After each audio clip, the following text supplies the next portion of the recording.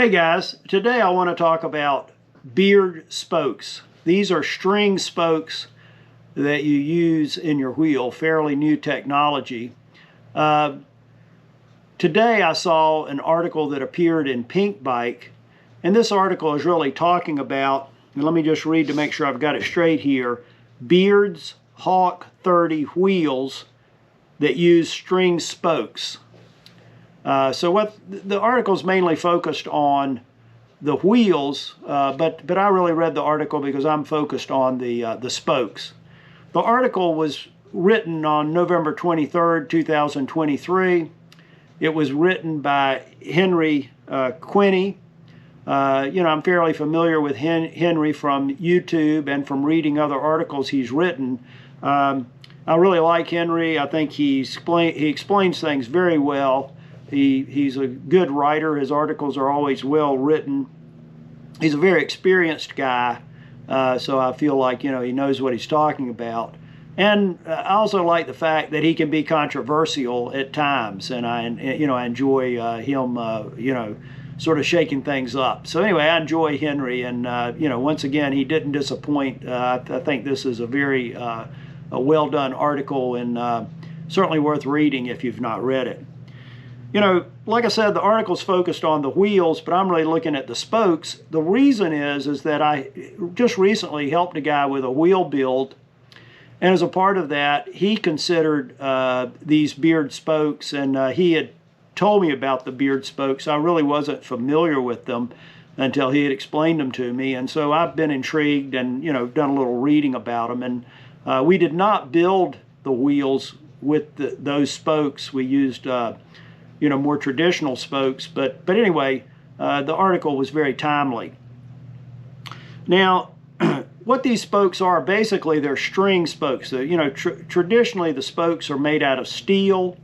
You basically have a non-butted spoke, which is just a rolled steel straight spoke, and then you have a butted spoke, which is thick on each ends and it's thin in the middle. And because it's thin in the middle, the spoke's a little bit more flexible. And some people claim that the butted spokes are much stronger. But anyway, each person has their own preference for spokes. But this string spoke gives you another option. Now, why would you get these spokes? And by the way, these spokes are made out of some type of special material. They call it polyethylene, so some type of polymer type. I guess I don't know if it's a fabric or a cable or what it is, but basically, it's a synthetically made spoke that looks like a string. I mean, Now the good thing is that these things are very light. It's claimed that, as the article says, it has 12 times the strength to weight ratio of steel spokes, which means they're incredibly light. Also, a big advantage of these spokes is they really allow the wheel to provide dampening beyond what you get in a normal bike suspension. So they have very good dampening qualities, and also they give you a very, very smooth ride because the spokes are when properly tensioned, I guess, they give some flex, and but they still hold the wheel really well. So it's a great potential trade-off. Now, in reading this, what I see as the bad is this is a new technology, and all the questions about how do you make this work? How do you get replacement parts? How do things work? So just thinking it through. I mean, typically when I'm building a wheel, I'm using the Park Tool tensionometer to make sure I got the spoke tensions right. How would that thing work with these wheels? I don't know. When you're twisting the nipples on, I mean, if you're building a bladed spoke, you have to sort of hold the blade when you twist the nipple. And here, I don't know if you just twist it and let the fabric or the string twist, and anyway, all sorts of questions about the new technology. Now, not to say that I'm against new technology. I'm a big proponent, and I greatly applaud moving forward here in the spoke technology. But the current spoke technology works pretty well. So anyway, interested in how this plays out. But once again, Henry goes in and explains two things in the article that really got my attention. The first thing is he talks about, as a part of just the normal testing, a spoke broke. Apparently he wasn't doing anything radical or extreme. The spoke just broke. And that happens. I mean, I'm not saying that it doesn't happen. I mean, you for whatever reason, you can break a spoke. But let me read or paraphrase reading some of the things he says in the article, because this really piqued my interest. Henry says, the spoke came out of the nipple and wrapped itself around the hub, and the metal threaded insert jammed itself through the rotor and started to grind against the frame of the bike. He goes further to say that once he managed to cut the spoke out, something that wasn't easy, as the spoke was the underspoke on the hub, I tried to carry on riding but struggled to keep tension in the other spokes. Henry goes on to explain that perhaps this highlights an issue with this technology. If you do break a spoke or lose tension, the wheel becomes very wayward, and in this compromised form offers a far worse experience than if you'd had the same thing happen with traditional spokes.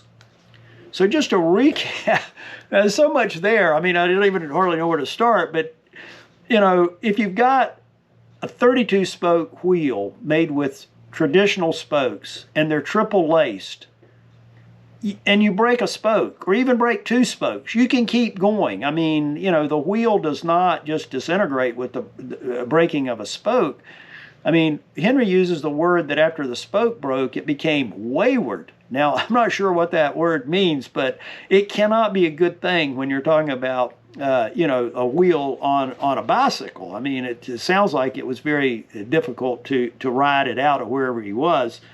And if you think about it, if those spokes are, very flexible and, they each relying heavily on the tension of the other, and one of them breaks and, the whole thing just sort of like a house of cards, that's not a good thing.